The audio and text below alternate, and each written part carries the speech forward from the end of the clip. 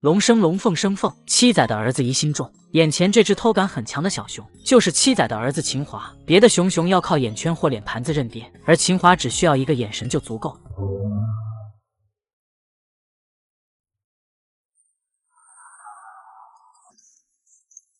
虽然秦华没有继承老爹的巧克力色大衣，但却把熊碎碎的模样遗传了100%。七仔800个心眼子，他至少继承了799个。当七仔听到门外饲养员嘀嘀咕咕的声音，专心炫盆奶的他立马咕噜噜转动眼珠子，小耳朵支棱着像雷达似的四处接收信号。要是奶爸有一丁点不对劲，直接冲上去就是干。而正在炫损的秦华听到周围异响后，同样转动眼珠子，疑神疑鬼的观察四周。是谁在背后蛐熊家？就是说第一次如此清晰的看到熊猫眼白。其实秦华从一出生就与众不同，一脸浓密的络腮胡显得格外滑稽，还被猫粉亲切称为小口罩。长大后别的小熊都是穿坎肩背心，而秦华却一袭黑色高领毛衣，脸上的络腮胡则变成了芝麻胡须，乍一看还以为哪家领导下乡视察了。很难不怀疑七仔知道自己太缺墨，所以才把黑墨水全都留给了好大儿。这要是把秦华和七仔放在一起，不知道的还以为秦华才是那个爹。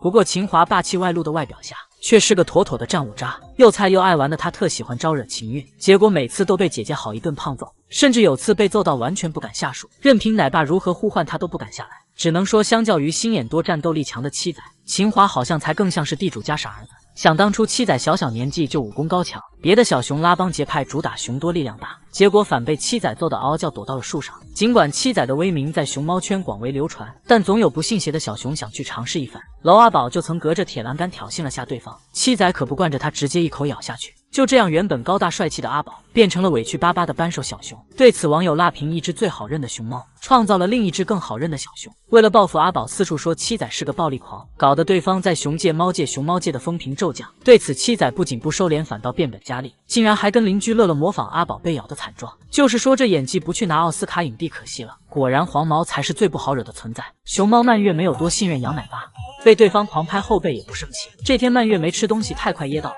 幸亏一旁的杨奶爸及时发现，把他扶起来后赶紧上手拍后背。由于熊孩子的皮大衣格外厚实，所以心急如焚的奶爸拍得格外用力。眼见效果不好，又使出海姆立克急救法，像抖熊毯似的拼命抖落熊孩子的腿。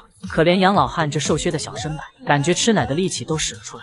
在奶爸的帮助下，蔓越莓才终于舒服了。而他被这样折腾也不生气也不动手，足以证明蔓越没有多信任杨奶爸。作为熊猫界里的大头儿子小头爸爸，蔓越莓和杨奶爸之间不像是饲养关系，反倒像是没有血缘关系的亲父子。只见蔓越莓坐在杨奶爸的腿边，小手很自然地搭在了对方的大腿上，等着杨奶爸给自己喂窝窝头。乖巧可爱的模样一整个萌化人心。这天蔓越莓喝完盆奶后趴着休息，杨奶爸掏出手机很自然地搂住好大儿，随后调整姿势趴在了蔓越莓身旁，勾肩搭背地靠在一起刷抖音看美女熊。父子俩的感情可以说是双向奔赴。只见杨奶爸和蔓越莓亲亲后准备合照，他完全不担心熊孩子会伤害自己，而是大大方方地把后背留给蔓越莓，并且当蔓越莓乖乖坐着吃竹笋时，杨奶爸则慢悠悠地坐在他身边陪伴。看到熊孩子手里的笋吃完了，杨奶爸满脸宠溺地把窝头喂到嘴边，完全是把蔓越莓当成了亲儿子疼。不仅如此，杨奶爸还是蔓越莓的专职摄影师以及私熊形象设计师，棒球帽、向日葵麻袋统统安排上。有次杨奶爸不知从哪搞来荷叶帽，还贴心的把蔓越莓的额头耳朵露出来，原本可爱爱的小熊直接爆改朵拉，气得他抱住奶爸就是一顿拳打脚踢。此外，杨奶爸很早就为蔓越莓的终身大事着想，不仅牵着好大儿走路锻炼后肢和腰腹部力量，还用果果引导他站直身子独立走路。而蔓越莓也没有辜负奶爸期望，参加繁育的第1年就有了3个孩子，之后更是和2顺生下顶流兄妹于可于爱，并且为了让蔓越莓有双超模腿，杨奶爸有事没事就帮孩子做拉伸，直接拔出来一双1.8米大长腿。要是萌兰有这腿还要啥玩具垫脚，直接踩着窗台就能越狱了。终于明白为何总有人说熊猫界有种爱叫做杨奶爸和蔓越莓，希望所有熊都能遇到自己的杨奶爸，健康快乐的度过熊生每一天。福宝在繁育园的生活也太滋润了，不仅有新鲜果果，更有家熊相伴。看到奶爸端来一大盆苹果块块，小福两眼放光，眼神坚定的仿佛要入党。徐想奶爸则满脸宠溺的给福猪投喂，一看就是把福宝当成亲闺女疼爱。徐奶爸还透露小福嘴巴特别挑剔，只喜欢吃汁多脆爽的糖心红富士。我喜欢吃苹果，确实喜欢吃苹果。哎呀，红富士糖心很新。而且当奶爸和记者交谈忘记投喂时，小福眼睛直勾勾盯着盘里的果果，并张大嘴示意奶爸快秀我嘴里来。果然没有一位刘子能拒绝家乡美食。不过负责照顾小福的除了徐奶爸，还有一位能提供情绪价值的话痨奶爸。无论熊熊干了啥，他都不断输出彩虹屁，所以陈奶爸照顾过的小熊都很喜欢他。福宝见到奶爸后，也是立马上前贴贴，跟小朋友似的哼哼唧唧，不停撒娇。而陈奶爸也很有耐心，宠溺哄着小福，还温柔的伸手帮福宝按摩小肚子。就是说，看到小福和奶爸们的亲密互动，谁还敢质疑我们国内饲养员没有爱心？此外，福宝虽然住在非展区的繁育场，但院里设备齐全，有假山草坪及小水池，外面就是大山，抬头便能看到自然风光，这难道不比沉闷的地下室更舒服吗？隔壁还有2个帅男熊冰城和韵韵。冰城长相帅气，号称熊界颜值担当，而韵韵则会用嘴打快板的整活能手，感觉两熊都很喜欢我们小福同学。只见福宝刚来到交流窗前坐下，隔壁冰城就一直对他咩咩叫，并且当小福打完招呼准备离开时，冰城还眼巴巴地跟着他来回走动。只能说福宝尚未成年就魅力爆表，未来相亲那不得迷倒一片男熊。而福宝也对眼前的大帅熊很有好感，有时候会在交流窗前标记自己的气味。面对韵韵似乎就没这么温柔的一面了，只是打了个招呼就转身去吃笋笋了。能看出小福在繁育园的生活非常巴适，而这也打脸了那些作妖的韩国粉丝。只是凭借几张模棱两可的照片，韩国粉丝团就认定中国虐待福宝，还在驻韩大使馆面前开卡车维权，要求中国立即对此事做出解释。甚至就连韩国电视台都公开造谣，恨不能把福宝任何变化都归结于虐待。而发癫的网友不仅要中国把小福还给他们，更有明星点赞福宝回韩国的请愿贴。对此只想说，你永远叫不醒装睡的人。是整个的溏心红富士苹果不好吃，还是新鲜笋笋和各种种类的竹子不香？我们的国宝我们当然会自己疼。期待福宝正式和中国姨姨们见面的那天。原来花花才是熊猫界的劳模，本以为女明星是单纯靠脸成为顶流的，现在才知道人家背后付出了多少努力。花花可是全基地出勤率最高的小熊。据谭爷爷爆料，女明星每天早上不到6点就醒了，吃完早饭就美美开启一天的工作。9点不到他就醒了，就在这等着吃东西。哦，这么这么乖呀？相较于太阳都晒屁股还在赖床的轮辉，花花的敬业精神不得不让人佩服。据说花花还很少睡午觉，中午12点其他小熊们都睡了，只有女明星还在积极营业。果然没有熊能随随便便能成功，而这也很难不让人怀疑花花是睡眠不足才导致长不高，所以才一直在幼儿园留级。此外，花花晚上9点就上床睡觉了，主打的就是一个早睡早起，每天以最好的精神面貌迎接粉丝。看来女明星也是有偶像包袱的，并且花花5一节假日还要加班，虽然没有加班费，但有加班餐就够了。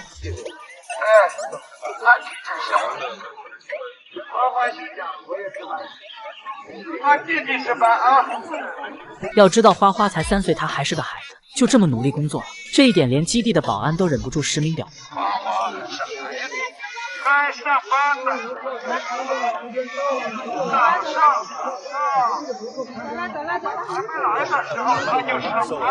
并且花花还特别喜欢和粉丝们互动，听到有游客叫自己花花会立马做好，然后热情的给粉丝招手，还配合摆拍。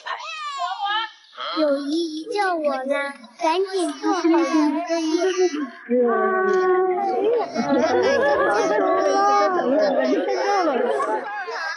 我是最摆好呢，您们赶紧拍吧。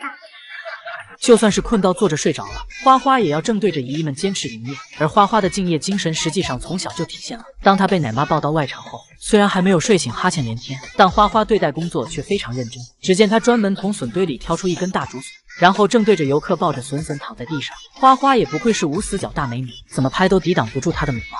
最近花花在外场营业，有时会被热到大口喘着粗气，但依旧坚持营业，并且还和游客互动。缓了一会后，女明星又开启她的吃播。有网友看到这一幕，担心花花身体不适，但其实这对大熊猫来说是正常现象，毕竟女明星大夏天还穿着毛皮外套。现在花花小叶子粉丝见面会时间完全取决于外场的天气温度。花花打的25、6度就下班了，温度25、6度，所以大家要注意一下。对，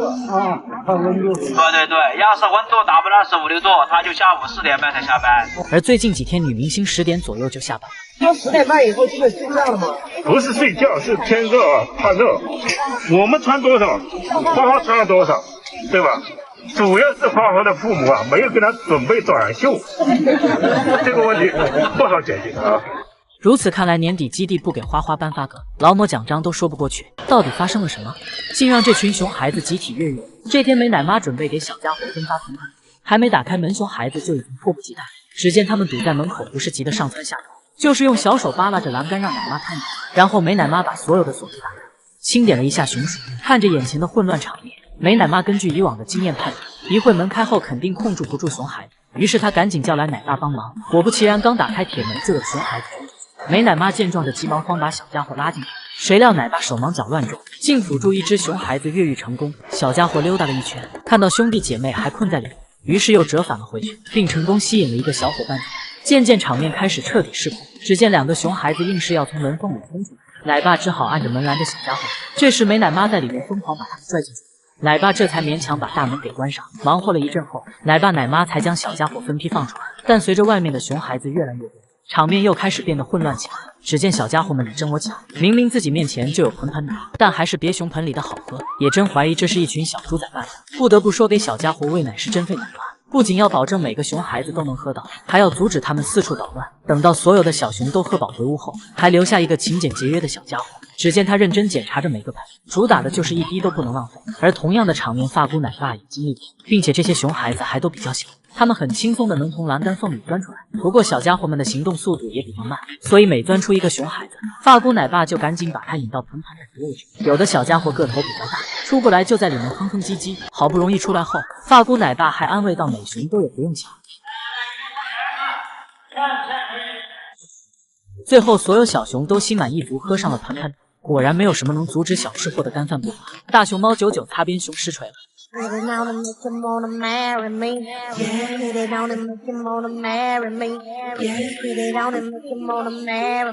作为红山动物园著名的擦边主播，99的舞蹈天赋可是极高，这不最近刚学了个蹭屁股，就迫不及待跟游客展示，主打的就是一个不能让粉丝漂白美。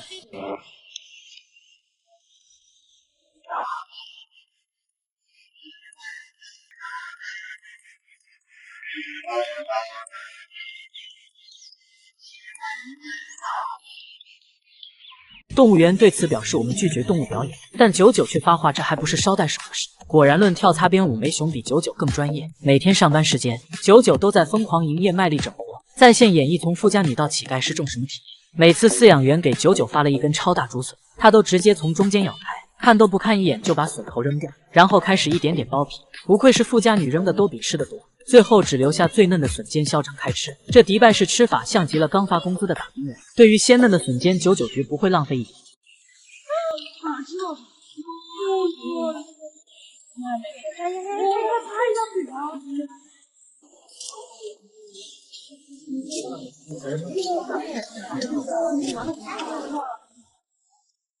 等到笋尖炫完后，99拿起刚才丢掉那块，犹犹豫豫，心想将就一下也能吃。吃完所有的笋后，99又捡起刚才吐掉的笋皮放进嘴里，这一套操作简直就是月光族的自己。然后就这他还没吃饱，只见99捡起地上的枯草，正对着游客开始正大光明的假吃。恐怕此时他的心里巴不得游客赶紧造谣。奶妈看到这一幕，赶紧把99叫过来，一根接一根给他发放鲜嫩的笋。吃饱的99在院里开启斗鸟模式，消化下方便，一会能吃得更多。虽然99是真的爱吃，但他对吃的要求也是真的高。如果奶妈准备的加餐只有大竹子时，99直接气到打滚发泄不满，然后一个出其不意滚到奶妈面前。看到对方没有丝毫表示后，99又滚了回去，爬上树，眼巴巴望着奶妈。此外，99还是个整顿职场熊，在他的字典里根本没有加班二字。这天只因奶妈晚开门了几分钟，99开始发脾气，在生活园区一顿捣乱。只见他对着院里的各种装配又咬又拽，从轮胎玩具到大型吊床，无一幸免于难。最后直接被气到在门口撒泼打滚起来，满脸都是写着罢工2个大字。有时99还故意跑到游客多的地方，向姨姨们抱怨奶妈今天开门开晚了，明显能看到他被气得肚子一鼓一鼓，任凭奶妈在门口怎么喊都不回头。最后99干脆直接逃避。果然富家女都是有点小脾气。回国后的香香被照顾得有多好，社恐小公主就连炫笋都有了强迫症。转眼香香已经展出将近1个月了，曾经的那个社恐小公主，如今也是肉眼可见的幸福惬意。香香吃笋时有自己的顺序，每次都要吃一个拿一个，就连剥笋时也是吃一口剥一层，简直讲究到让人挑不出任何毛病。在这波有秩序的吃笋流程下，小公主竟然一点也没有浪费，看来她还是个节约食物的小熊。而香香不仅对大竹笋爱不释手，咱中国的窝窝头也很合她的胃口。不知道小公主游学时是不是没体会到窝窝头的美味？香香一开始拿到后还有些无从下口，连着放嘴里3、4下才肯咬开。不过吃到嘴里的那一刻，都把小公主给香迷糊了，还眯着眼仰头看天，表达自己的喜悦。她吃完后依旧沉浸在这个香味，甚至还恋恋不舍地舔手手。可见基地对这位海龟公主可谓是捧在手心。然而公主不仅能在吃饭时间任意挑选各种新鲜的大竹笋和窝窝头，就连下午茶基地也给香香预备上。才4点钟，奶爸就来给她夹菜。只见他拿来一大把超大号的笋笋，贴心放在小公主的吃播木架上，甚至还有比砖头大的窝窝头。不过光是吃上把国宝照顾的妥帖周到可不够，衣食住行基地都给安排了顶配。香香的生活场地直接坐拥一整片山头，闲来无事的她最喜欢巡逻，每天都能自由自在地穿梭在山间，甚至每天还有小鸟为山大王献唱。香香表示逛不完，根本逛不完，要多吃点笋笋，不然都累趴了。后山的生活如此惬意幽静，让前山吃播的小公主心不在焉。都说鱼和熊掌不可兼得，若是想去看美景，就必须放弃干饭。不过香香可顾不得这些，直接一口叼住2根大大的竹笋打包去后山。或许是粉丝知道香香喜静，前来看完她的两脚兽们很有素质，本以为现场会是嘈杂一片，结果全程都是山里的鸟鸣声，每个人都在安安静静的欣赏国宝。因为感受到游客们对自己的善意，于是香香也会主动比心，这举手投足间都美到让人难以呼吸。即使回到老家的香香幸福惬意，但她依旧没有忘记旧人。国际媒体的主持人经常来基地看望，还经常用日语给小公主交流。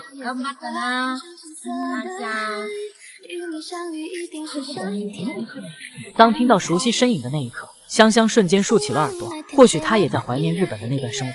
香香旅居日本时期就是国民顶流，从小到大获得了数不尽的宠爱，如今回到祖国后更是走上了熊生巅峰。香香无疑是熊猫圈最幸福的公主，眼前这只小熊就是熊猫界的嫩牛五方，她叫宝媛，又叫小芳，出生于2021年8月，一张大方脸完美展现国泰民安，看得出小家伙至今还没被生活磨平棱角。宝媛妈妈是宝宝，外婆是旅美大熊猫米香，现在小家伙和水秀干妈和毛毛生活在一起，小小年纪的她就成了女明星花花的绯闻男友，只因两小只有着同款煤气罐身材，若是远看压根就分不清宝媛和花花，这难道就是典型的夫妻一体吗？不过花花是典型的三角形小狐狸脸，而宝媛则是方形蓬蓬脸，并且两小只不仅长相上都很有特点，就连被其他小熊猫欺负也是心甘情愿，主打的就是一个大格局。众所周知，花花是基地出了名的战五渣，曾经一代霸王花陨落成了小发财，以至于他经常被土匪头子二狗夺笋。但好脾气的花花却从来不生气，而他的绯闻男友小芳也是如此。这天宝媛正美滋滋地吃着竹子，没一会心不在焉的她眼神空洞，压根没注意到来抢竹子的毛毛。本以为小芳会挣扎一下，没曾想她竟然直接拱手相让，这操作真不愧是情绪稳定的电视机。不过宝媛有时候也会套路好兄弟毛毛。这天两小只互相贴贴吃着竹子，只见小芳倚靠在毛毛的臂弯，本以为接下来会上演兄弟情深的戏码，没曾想宝媛吃饱后立马抬屁股走熊，独留毛毛一熊呆愣在原地。俗话说脸大吃四方，这句话放在大熊猫身上也同样适用。宝媛虽贵为国宝，却一点也不铺张浪费。作为熊猫圈最节约粮食的小熊猫，宝媛在吃东西的时候都是细嚼慢咽，绝对不会出现吃一口漏3口的情况。这点倒是比迪拜式炫饭的花花要好很多，但就是太能吃，除了睡觉就是干饭。奶爸还曾吐槽他又胖又懒，就算是好兄弟毛毛在他身边造青团，宝媛也就是顶多看一眼，然后继续淡定地吃着手中的竹子，并且就算是小芳吃再多脸也不远。咱就是说他怕不是把方脸基因刻进了 DNA。 有时小芳吃嗨了还会开心地眯着小眼，此时的他只负责岁月静好，世界纷纷扰扰都与宝媛无关。如此可爱又迷人的宝媛小芳，网友们爱了吗？打工不容易，只为混口水。原来大熊猫上班也喜欢摸鱼。好惬意啊，带薪摸摸，带薪摸鱼，带薪荡秋千。眼前这只欢快荡秋千的大熊猫，就是全网最爱摸鱼的雅俊。别的小熊上班都是积极营业，卖力整活，然而到了雅俊这却画风突变，每天摸鱼的他没有丝毫打工人的怨气，反而是肉眼可见的惬意欢乐，甚至爱自己的雅俊睡觉都要找块阴凉地。看到国宝营业如此逍遥自在，可把卑微上班的两脚兽羡慕坏了，纷纷表示雅俊摸鱼被夸我却被扣钱。然而不止雅俊找到上班摸鱼的乐趣，丁丁也是把这门学问研究得淋漓尽致。在这个秋高气爽的季节，大熊猫们也是睡意绵绵，只见丁丁躺在吊床上晒着太阳，直接昏睡过去。这神仙日子谁看了不说一句羡慕？很多网友还注意到他潦草的脸庞，这可不是饲养员不治疗他的螨虫眼，而是性格执拗的丁丁拒绝治疗。如此大小姐脾气，难怪他摸鱼没人敢管。不同于前面2位营业摆烂的熊猫，西直门二太子直接选择罢工。这天萌二刚出外场就被高温吓着，只见这小子没有丝毫犹豫，熊腚一扭，直接屁颠跑回内场，不上班竟还如此明目张胆。对此二小子表示，我只是老二不是傻，工作和身体孰轻孰重还能分不清。只能说相较前段时间顶着炎炎烈日整活的三太子萌儿和近距离跟游客互动的老妈萌萌，萌二的摆烂大法可真是有一套。如果说萌二是性格不稳定的打工熊，小白天则完美诠释了消极怠工。上班前他都要在门口绕圈几周，然后每次踏出一步都很犹豫，好不容易走到外场后，小白天又再度折返回去，最后索性露个熊头，趴在门槛上睡觉，主打一个象征性上班。无独有偶，萌宝上班也都是一脸愁容。只见他弓着坐在水池里，还愤愤不平地用脚掌拍打水面，简直是肉眼可见的委屈。萌宝内心 OS： 为了口吃的我容易吗？同样远在大连上班的金虎也很摆烂，只要飞云和妙音两大美女熊不想营业时，就得咱们卑微的大胡子顶上，这可把金虎难受坏了，躺在地上耍赖似的不停打滚。出外场后，虽然他沉浸在摸鱼的小世界中，但还是不忘露出个舌头当做营业。而女明星花花上班上久了，也有生无可恋的时候。只见花宝鸡上一秒还在开心干饭，下一秒就倒地不起，睡成了小熊女。只能说童工总在上班与摸鱼间反复徘徊。网友们还知道哪些上班喜欢摸鱼的熊猫吗？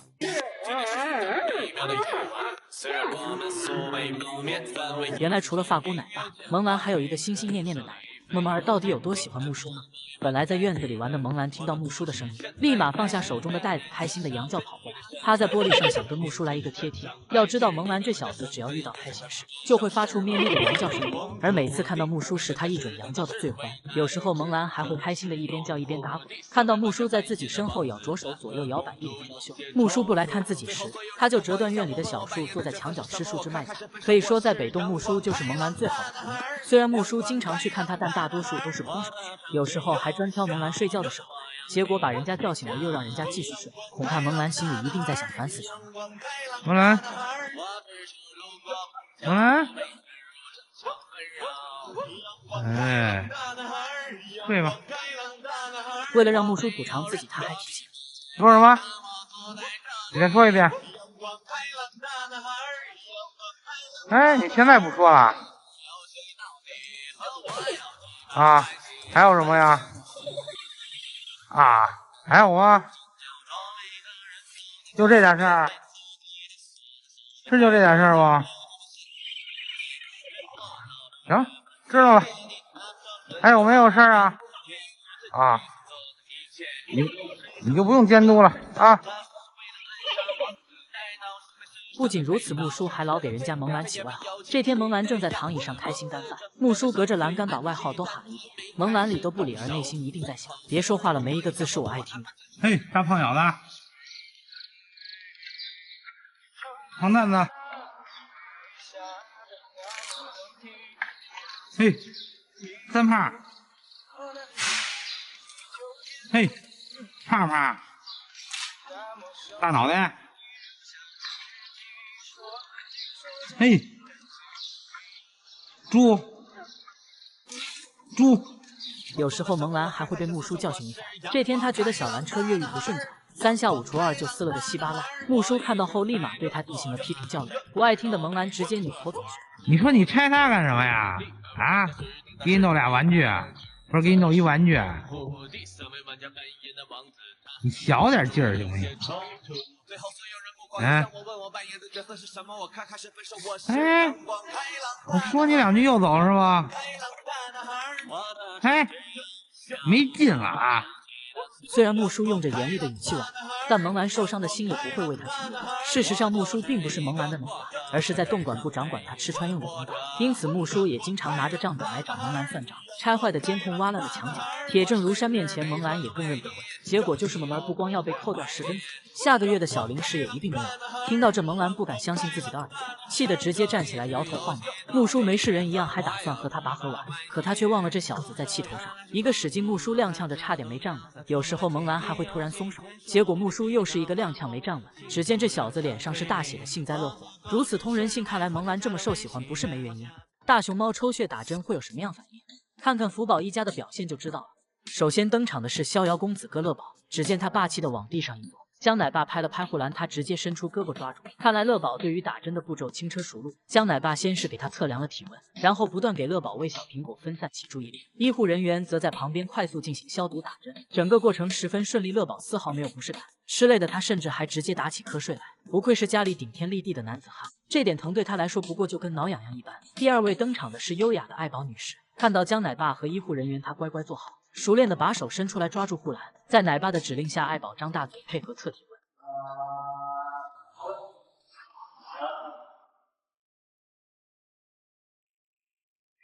紧接着是同样的流程，江奶爸喂给他窝窝头和小苹果，但很明显这次喂的频率比乐宝要快。看来江奶爸什么时候都不亏待亲闺女。与此同时，医护人员也完成了打针，整个过程以及十分顺利。两位家长做了个好榜样后，团宠福宝最后登场。小福宝走过来后，乖乖坐在窗口前。宋奶爸告诉他距离有点远，靠近点。小家伙竟然听懂了，抓着栏杆来了个屏幕。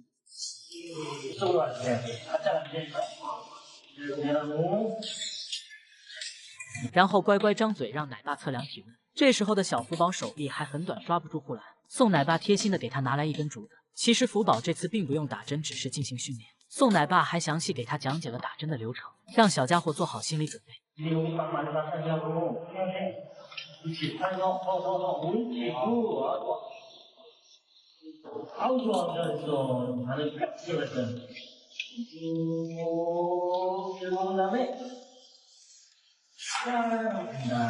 宋奶爸对福宝的表现非常满意，还把竹子当作奖励送给了他。离开前，福宝还开心的挥手给他再见。几个月后，小家伙终于能够抓住护栏，不放心的江爷爷又对他进行了训练。看到宝贝孙女的进步，爷爷开启彩虹屁模式。宝贝，站好，站好，옳지 good boy啊，잘했어 good boy。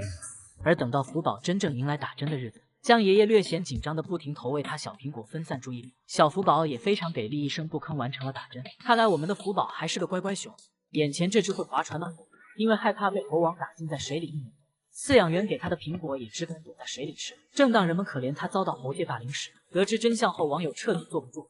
原来这只猴子就是当年无恶不作的网红猴，那时的他还在南京街头四处乱窜，不仅将1个月不到的小奶猫撕成2段，走在路上的无辜小狗也要被其暴揍一番。闯进居民家中偷东西，破坏公共设施，甚至还硬生生拖走一个小孩，险些酿成大祸。最严重的一次还拧开了居民家煤气管，好在及时发现，没有造成人员伤亡。可由于猴子是国家2级保护动物，当地人只能打碎了牙往肚子咽。最后南京红山动物园实在看不下去，便联合当地政府把他抓去收了编。没曾想在外嚣张惯了他有了编制也不安分，刚到动物园第1天就敢挑衅猴王，结果被猴王手下的小弟一顿胖揍，并直接赶到了水里画地为牢。本以为等猴王不注意他就能上岸，谁料对方专门派了一只猴子盯梢，每天坐在岸边死死地盯着他，但凡他想上岸就立马报告猴王，然后一大批猴子就会赶来将其揍一顿。曾经他双手插都不知道什么叫对手，现如今双手抱头不知道该怎么还手，就只能说可怜之猴必有可恨之处。得知真相的网友纷纷表示，应该给猴王配快艇在水上继续揍他，甚至还有人说到感觉这只猴子很孤单，应该在水里放几条鳄鱼给他作伴。果然这届的网友个个都是人才，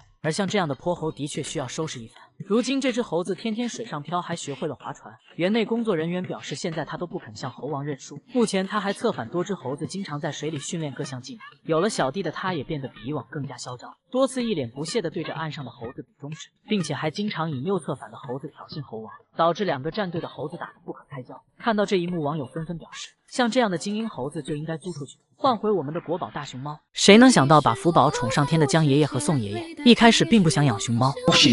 한가을도 한번 가볼 생각 없어? 1초도 안 기다렸습니다. 싫어요.